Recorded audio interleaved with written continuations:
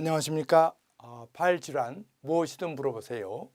오늘은 발목 인대 파열의 수술적 치료 중에서 인대 재건술에 대해서 알아보도록 하겠습니다. 재건, 즉 단순히 봉합해서는 안 되는 경우에, 부족할 경우에 재건술을 합니다. 자기의 인대를 봉합할 수 없거나 꼬매맬 수 없거나 봉합을 하더라도 꼬매더라도 인대로서 역할을 할 것 같지 않은 경우에 하는 수술 방법이 되겠습니다.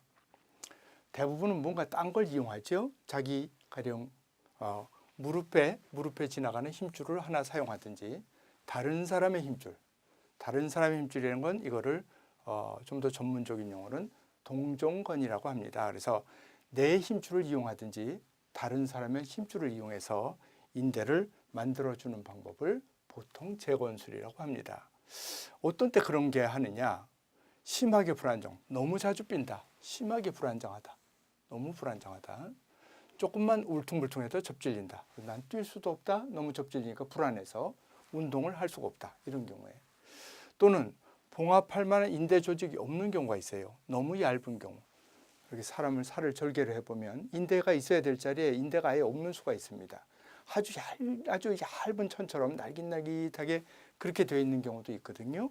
또 하나는 두껍기는 합니다. 인대가 두껍긴 해요. 딱 잡았더니 인대가 굉장히 두껍습니다. 두껍기는 한데 그게 모두 흉터예요. 그러니까 인대가 정상적으로 이렇게 버텨주는 힘을 쓸 수 있어야 되는데 또 탄력성도 있어야 되겠죠. 그런 정상 인대와는 전혀 다른 반은 이런 건 흉터입니다. 인대가 나긴 나았는데 그것이 너무 두껍게 보이는데 MRI도 굉장히 두껍게 보이고 실제로도 두껍지만 그것이 흉터로서 인대로서 역할을 할 수 없는 경우에서 힘줄을 이용해서 인대를 만들어주는 것이 재건술입니다. 그래서 이걸 좀 더 전문적으로 말을 하면은 원래 인대의 방향과 모양대로 만들어주는 거. 그리고 원래 인대와는 다르게 방향과 모양을 만들어주는 방법이 있는데 뭐든지 원래대로 하는 게 더 좋습니다. 모든 수술은 원래를 회복하는 것이 제일 좋습니다. 그래서 원래와 다르게 만들면 수술장에서는 수술할 땐 굉장히 튼튼해 보이지만 실제로는 통증이나 다시 불안정한 원인이 됩니다. 여러 가지 수술 방법을 보여주고 있습니다. 지금 그림은 보통 인대가 여기 하나 전거비인대, 종비인대, 이것이 중요한데 그 모양대로 이렇게 인대를 만들어주는 방법이 있고요.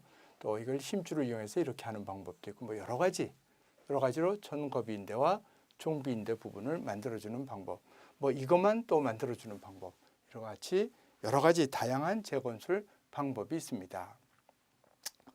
우리가 그냥 봉합하는 수술을 그냥 브로스룸 수술이라고 보통 하는데요. 그게 사람 이름입니다. 그래서 이분이 어떤 경우에 단순히 봉합해서 좋지 않은가를 자기 그 연구 결과로 봤더니 접질린 지 10년 이상 된 경우, 아주 오랫동안 접질린 경우, 자주 접질리는 경우, 비만, 과도의 체중이 아주 과체중인 경우, 또 뒤꿈치가 안으로 틀어진 경우들에서는 단순히 봉합해서는 결과가 좋지 않더라.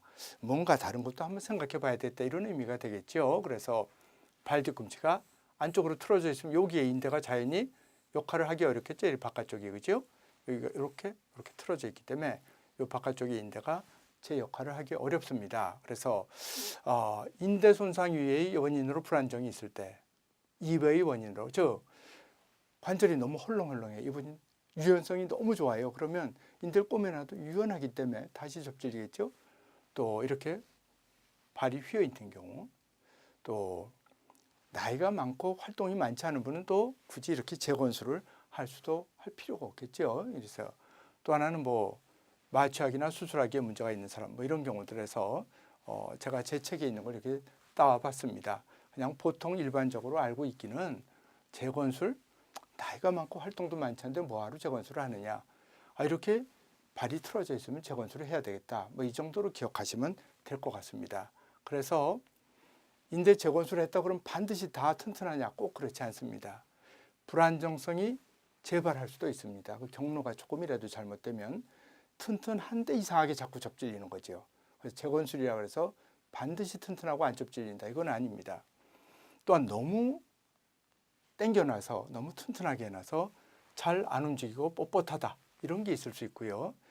재건을 하려면 그 힘줄을 빼다가 구멍을 뚫어야 되는데 복숭아 뼈에다가 큰 구멍을 뚫어서 여기에 힘줄을 통과시킵니다. 그러면 그것에 의한 통증도 있을 수 있고, 수술하고 나면 단순히 봉합하는 것보단 수술이 좀 더 오래 걸리고 수술이 절개도 더 많이 해야 돼, 더 많이 째야 되기 때문에 감염, 골물, 화농성 감염이 생길 염려도 있습니다. 그래서 수술이 뭐든지 커지면 그렇게 큰 수술을 해야 될 만한 합당한 이유가 있어야 되는 거고, 큰 수술을 했다 그래도 했는데도 불안정할 수도 있고 이와 같은 문제가 있을 수 있다는 것도 알고 계시면 좋을 것 같습니다. 그래서 인대 재건술이 실제로 발목 인대를 대부분 상당수는 수술하지 않고 나올 수 있습니다.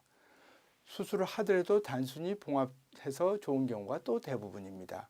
그렇지만 아주 드물게 반드시 재건술을 해야 될 경우도 있습니다. 그래서 이 수술은 전체 치료하는 환자 중에서는 아주 소수의 환자에 있어서 재건술을 한다. 그렇게 기억을 하시면 될 것 같습니다. 끝까지 들어주셔서 감사합니다.